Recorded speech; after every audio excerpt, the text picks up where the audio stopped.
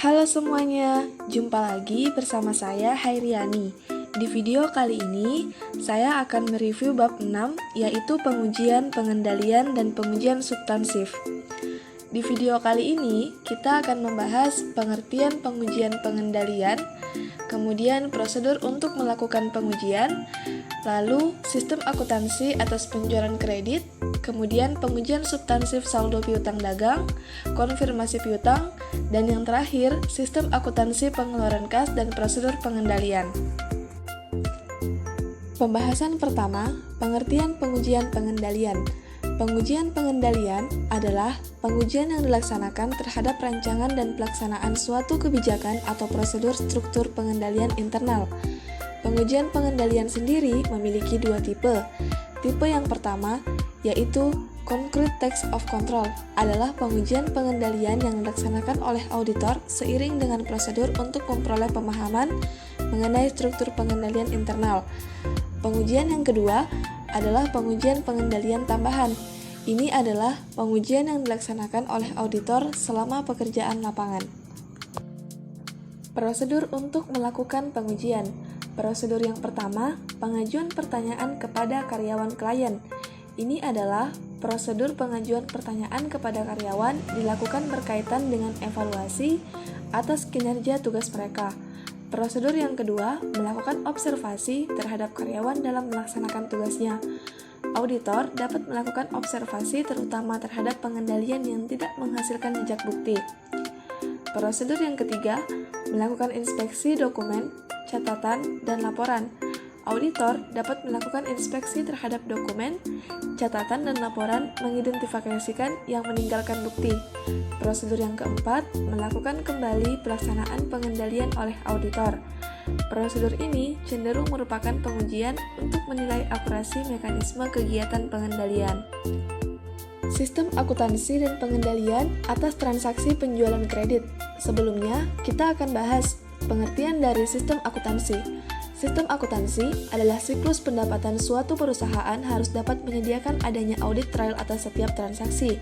Kemudian, pengendalian atas transaksi penjualan kredit.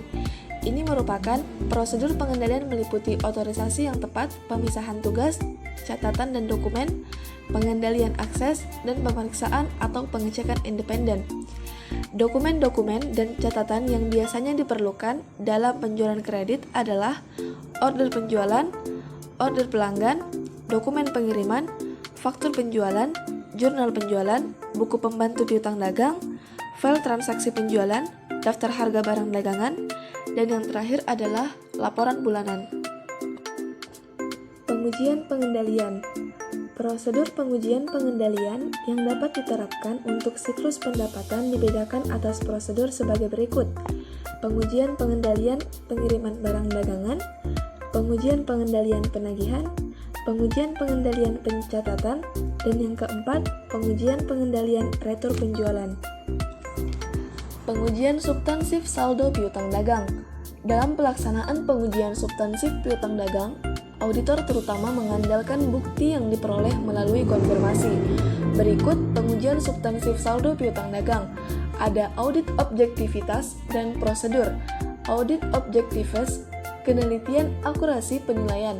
Prosedur verifikasi keakuratan materialitas atas piutang dagang. Yang pertama, mendapatkan data umur piutang dari personil departemen. Kedua, memberi vote and cross vote pada neraca lajur. Ketiga, membandingkan total piutang dagang pada neraca lajur dengan buku besar piutang. Keberadaan hak pemilik. Prosedur membuat konfirmasi piutang dagang dan piutang wesel yang ada pada akhir tahun kepada para debitur. Ketiga, keberadaan atau keterjadian kelengkapan. Prosedurnya melakukan tes cut-off untuk menentukan apakah penjualan dan piutang dagang dicatat dengan tepat sesuai dengan periodenya. Penilaian hak prosedurnya adalah menelaah tingkat kolektibilitas piutang dan menilai apakah cadangan kerugian piutang ditetapkan secara layak. Keberadaan atau keterjadian kelengkapan penilaian. Prosedurnya melakukan prosedur analitis untuk menentukan apakah catatan penjualan dan piutang layak. Kemudian, audit objektivitas terakhir, penyajian dan pengungkapan. Prosedurnya mereview laporan keuangan untuk menentukan apakah 1. Piutang dagang dan piutang wesel diklasifikasikan secara tepat. Yang kedua, pengungkapan yang mencukupi. Konfirmasi piutang.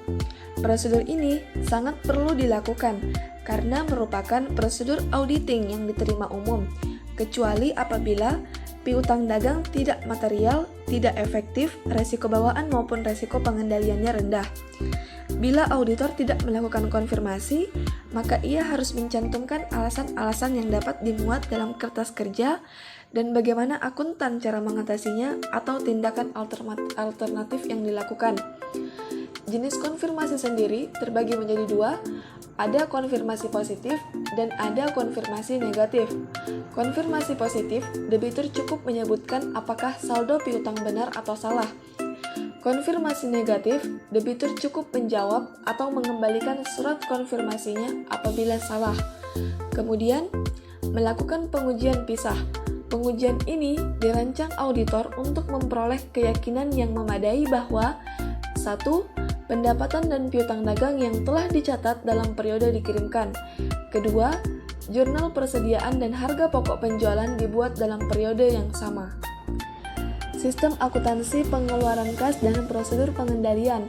Prosedur pengendalian pengeluaran kas terdiri dari otorisasi yang memadai, adanya pemisahan tugas, dokumen dan catatan, pengendalian atas setiap akses harta atau aktiva perusahaan, lalu yang terakhir pemeriksaan independen.